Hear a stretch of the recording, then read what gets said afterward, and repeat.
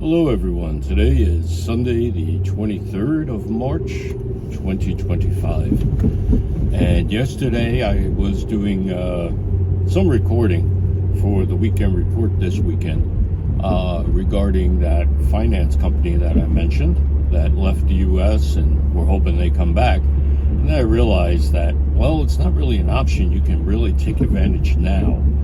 So what I'm going to do after some meditation on this is discuss the general ideas behind retiring with crypto.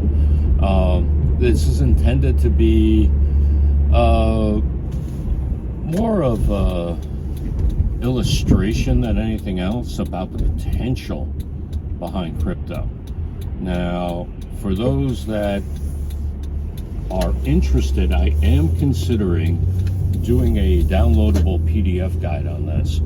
Let me know what you think about me going ahead, making some PDFs for everyone, and we can then proceed on from there. I am thinking about expanding the I'll say apparatus of this channel for things like that, something that is downloadable, that type of thing. Now, first thing is that I've noticed with a lot of people who are older, they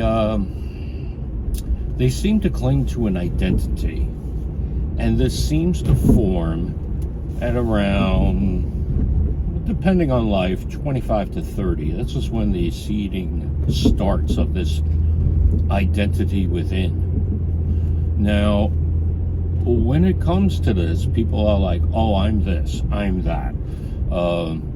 People who grew up around trauma, oh, I'm a, fill in the blank, abused child.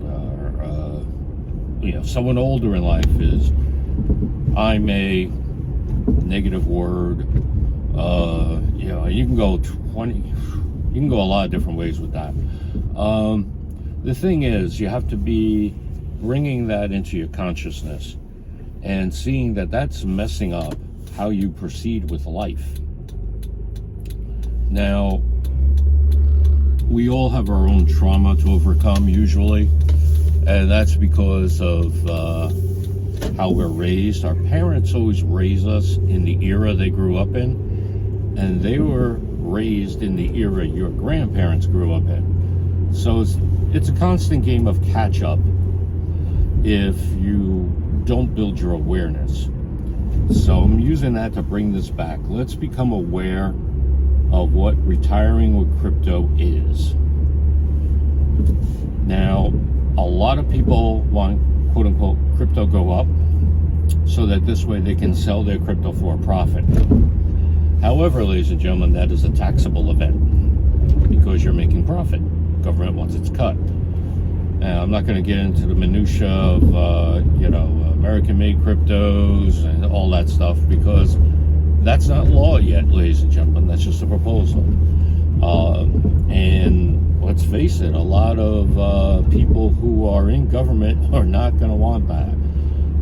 So let's talk about things that are more than likely on the horizon. And sometimes it's because they've already happened. For example, staking.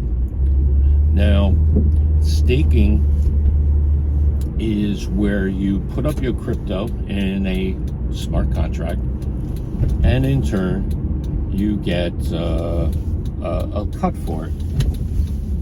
And, like, for example, let's say, I'm going back to the Ethereum days, you had 1,000 units, just to pull a number out, available to you of a particular cryptocurrency. You would put, because you're not going to put all your eggs in one basket, you'll put a few hundred into a particular, normally you did on a website. You click buttons, so you would deposit a few hundred in there, and depending on the website, you would lock it, not something I recommend, and get a cut. If you locked it, you usually got more of a cut. Later on, websites came up with you don't need to lock, but we'll only pay you 2% annually, 4%, 5%, whatever the number is. If you lock it, we'll pay you such and such an amount more. That's really all that staking is. It is, I always describe it to people, it's akin to having a CD back in the 90s. And what happened with CDs, why they fell out of favor, was they were always tied to the money market, where you never break a buck, as they used to say on Wall Street, but eventually you broke a buck. It happened. And, CDs are an instrument that, I'm not knocking CDs, put it to you that way. They are a good instrument in traditional financial world, but they're not what they once were. They're very niche now, in my humble opinion. And of course, nothing I say in this video or on this channel is financial advice, nor technical advice, nor advice of any kind. This is just one guy's opinion. Now, for me, from what I'm seeing,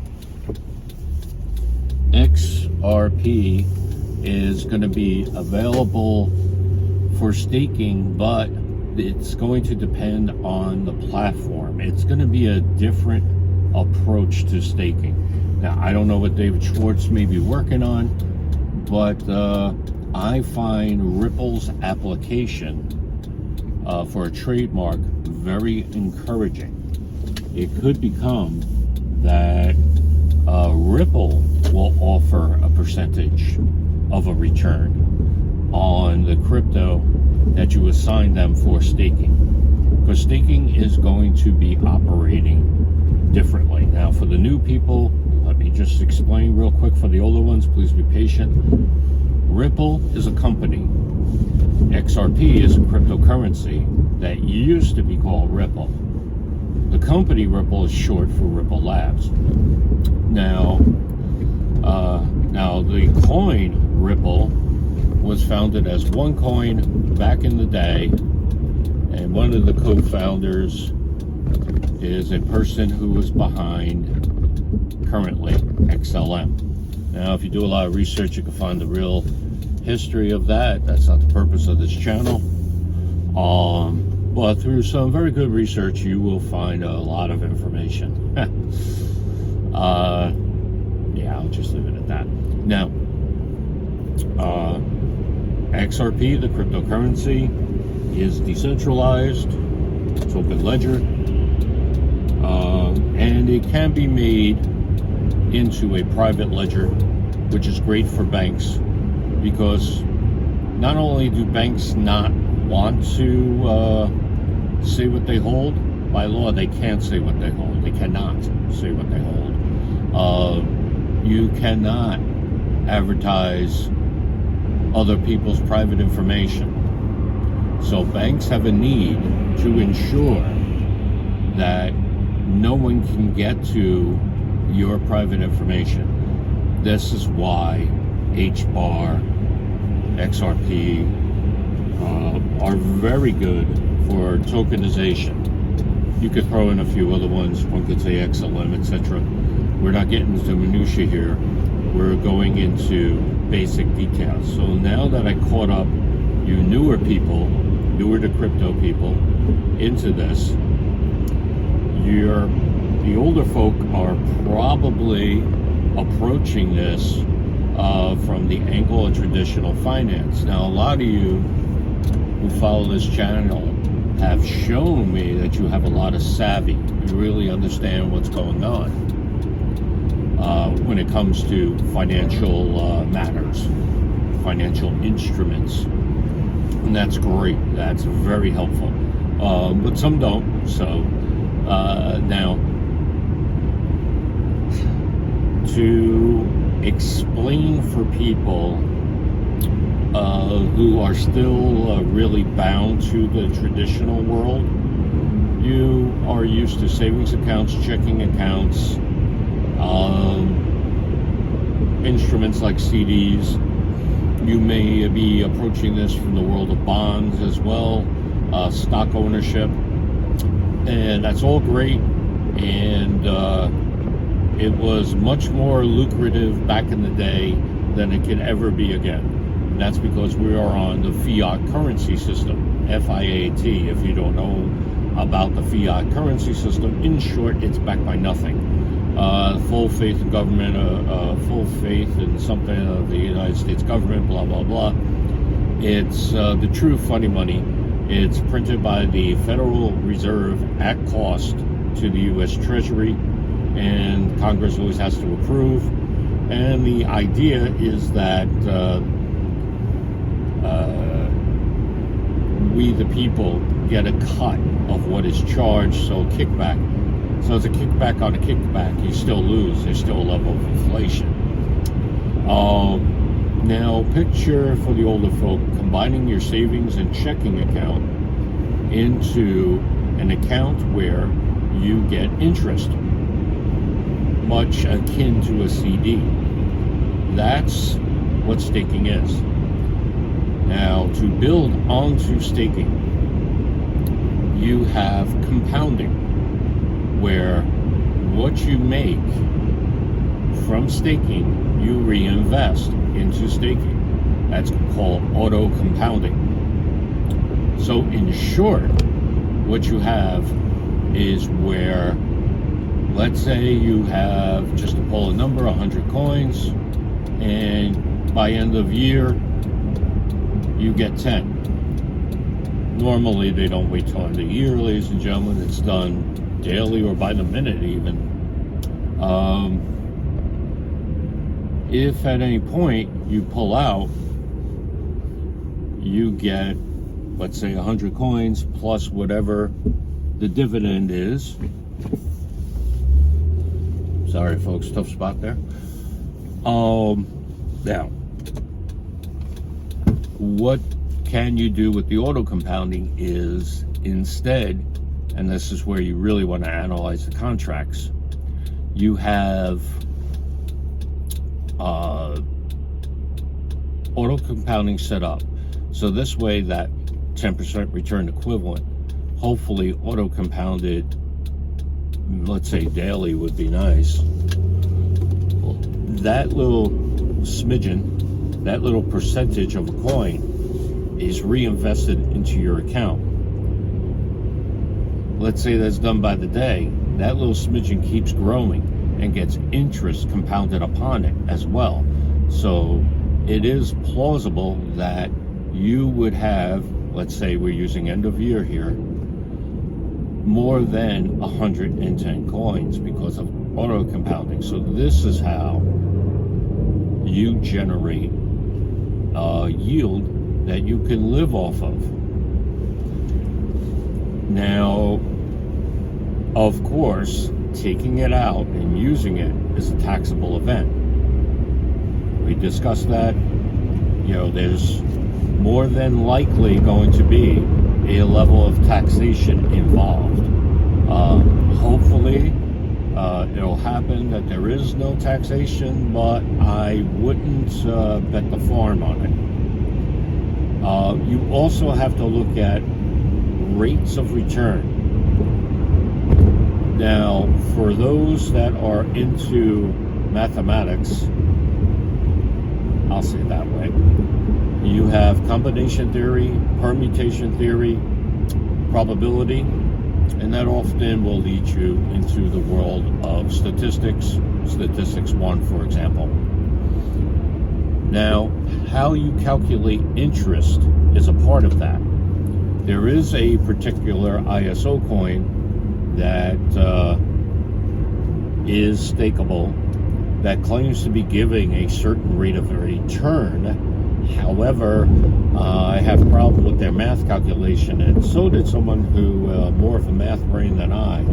And I did comment on their site. I don't know if they've corrected their rate of return or changed the amount that they claim, but that's something to be aware of. You gotta be knowing how much you're making so you can budget. Now, the idea, and this is why it's good that things aren't coming online so quickly, the idea is that you don't, or I should say, the first idea I have in my head is that you don't overspend, you don't tap into what you're making, and that you live within your means. To short version, you live very well. After that, another point I want to bring up with this is that you want to be careful with the amount of taxable events, because you're going to have to calculate your taxes that you're going to pay for the profit you're taking. So if you need 1,000 whatever units, whatever coin you're doing, you have to then say, okay, if I need 1,000 and my taxable rate, depending on the state I live in, is 50%, I have to withdraw 1,500 units of this crypto.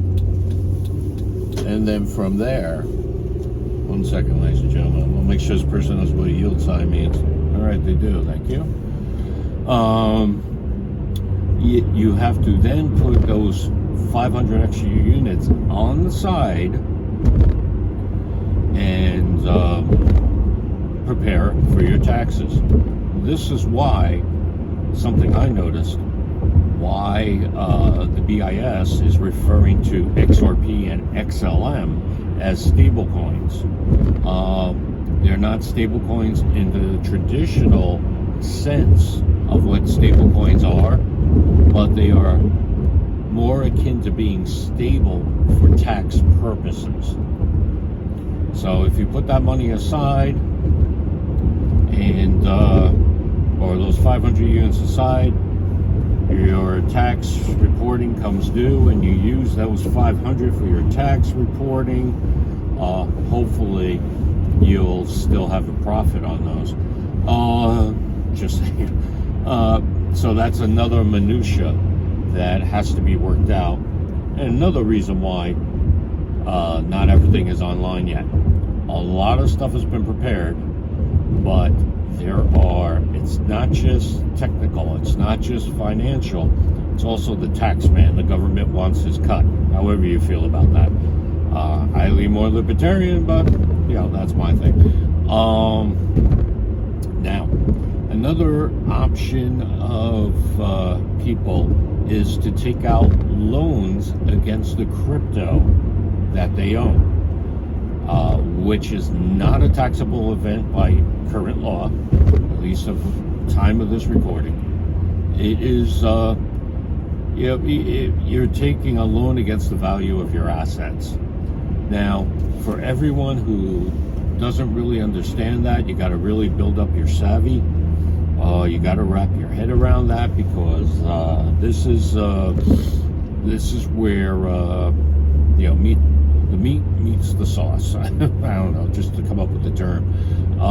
If you do this right, you can live very well, but you got to bear in mind something. You have to pay back the loan. Now, this is where it gets extremely complicated, where they will take out a loan and do something where the taxes will be paid on, or rather where you will be able to repay back the loan. It can get very intricate, so you have to be very careful about this.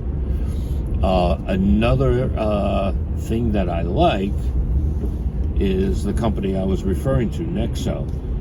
They do it as a bit of a credit line.